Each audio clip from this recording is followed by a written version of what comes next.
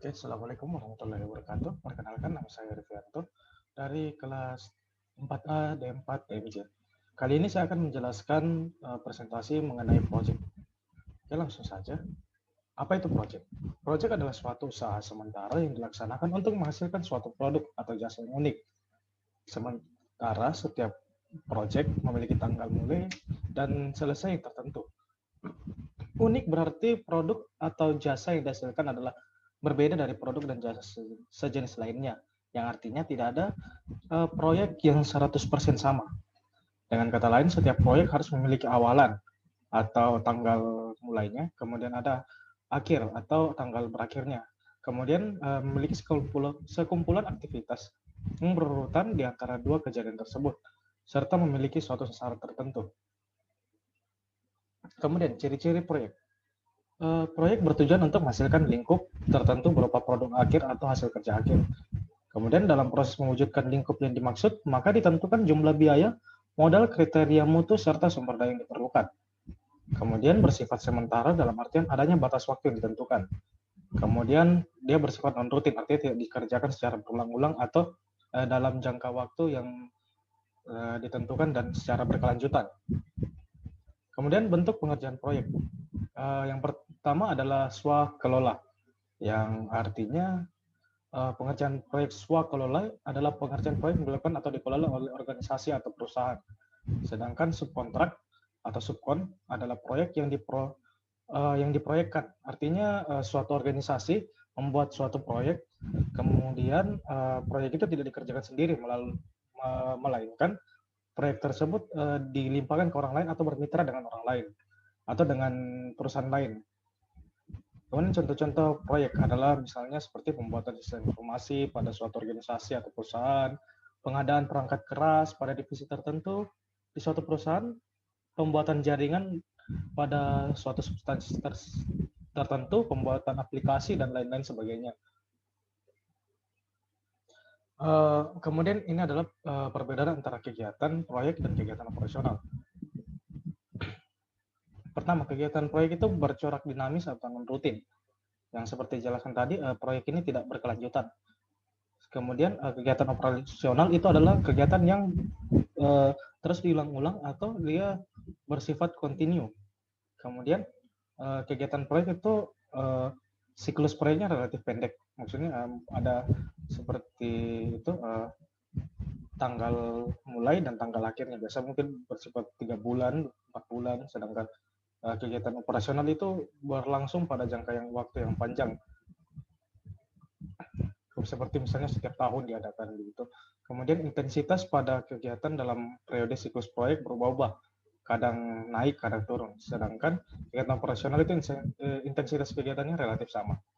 Kemudian kegiatan proyek itu harus diselesaikan berdasarkan anggaran dan jadwal yang telah ditentukan. Sedangkan kegiatan operasional mempunyai batasan anggaran dan jadwal yang tidak setajam proyek. Kemudian proyek itu terdiri dari macam-macam kegiatan yang memerlukan disiplin ilmu. Kemudian kegiatan operasional itu tidak terlalu mementingkan disiplin ilmu dan juga kegiatannya tidak terlalu banyak. Kemudian kegiatan proyek itu keperluan sumber daya berubah baik macam maupun volumenya. Kemudian kegiatan operasional itu kegiatan sumber daya atau volume sumber daya dan macam-macamnya itu relatif konstan. Kemudian perbedaan mendasarnya adalah kegiatan operasi didasarkan pada konsep yang mendayagunakan sistem yang telah ada. Apakah berbentuk pabrik, gedung, atau fasilitas lain yang secara terus-menerus dan berulang-ulang. Sedangkan kegiatan proyek bermaksud mewujudkan atau membangun sistem yang belum ada pada suatu perusahaan tersebut.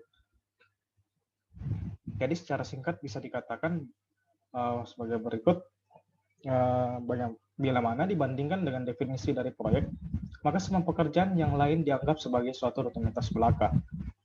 Jadi semua pekerjaan selain proyek itu bisa dikatakan sebagai kegiatan operasional pada suatu perusahaan. Sebagai contoh, pembuatan laporan untuk manajemen bukan merupakan suatu proyek karena ini dilakukan secara kontinu, misalnya setiap tahun harus dibuat begitu. Sedangkan pembangunan atau pembuatan aplikasi sistem informasi eksekutif itu disebut sebagai suatu proyek karena itu dilakukan ada jangka waktunya. Kemudian ada tanggal mulai dan tanggal berakhirnya proyek. Seperti itu. Ini dan juga ini tidak dilakukan secara terus-menerus, hanya dilakukan satu kali. Kemudian life cycle suatu proyek adalah seperti berikut. Life cycle-nya secara umum terdiri dari 4 fase. Yang pertama, merumuskan masalah, kemudian mencari solusi, kemudian melaksanakan solusi, dan yang keempat, memonitor hasilnya, apakah solusi tersebut menyelesaikan masalah. Dalam perspektif proyek IT, khususnya develop atau pembangunan sistem informasi, maka life cycle proyek meliputi fase-fase berikut. Yang pertama, tahap penemuan atau discovery phase. Yang kedua, tahap konsep atau concept phase. Yang ketiga adalah tahap pelaksanaan atau execution phase. Yang keempat adalah tahap jaminan kualitas atau mutu, yaitu quality assurance phase. Yang kelima adalah tahap implementasi atau implementation phase. Dan yang keenam adalah tahap penutupan atau closure phase. Mekanisme proyek sendiri itu yang pertama, proyek ditentukan oleh manajemen melalui suatu kebijakan. Kemudian yang kedua, setelah keputusan dari manajemen menyatakan bahwa suatu proyek akan dijalankan, maka selanjutnya ditunjuk seseorang pimpinan, proyek manajer, atau yang membentuk proyek tim proyek.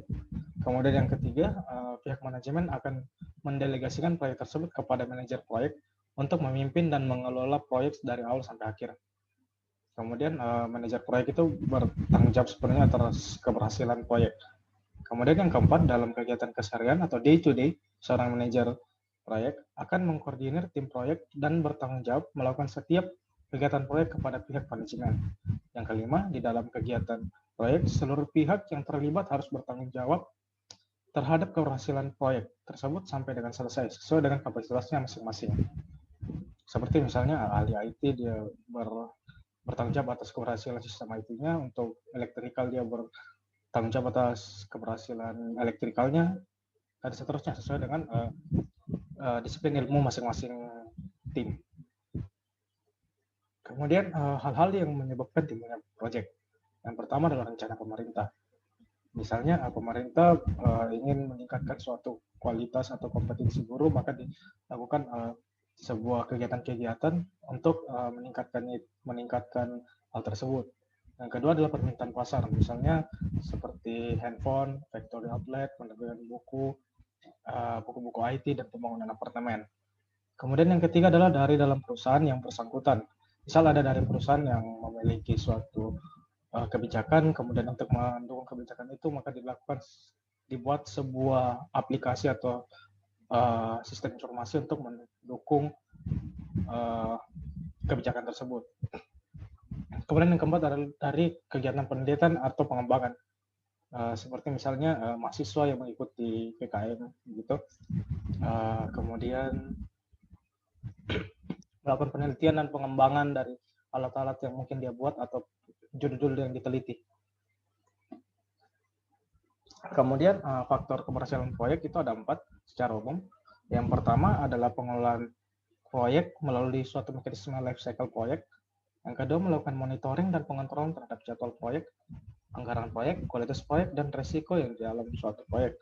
Kemudian yang ketiga, mengintegrasikan dan memadukan perangkat atau tools dan metode manajemen proyek untuk tujuan peningkatan produktivitas, kinerja tim, dan komunikasi. Yang keempat, komitmen manajemen. Hal ini memegang peranan penting keberhasilan suatu proyek. Oke, sekian dari saya. Lebih dan kurang mohon maaf. Assalamualaikum warahmatullahi wabarakatuh.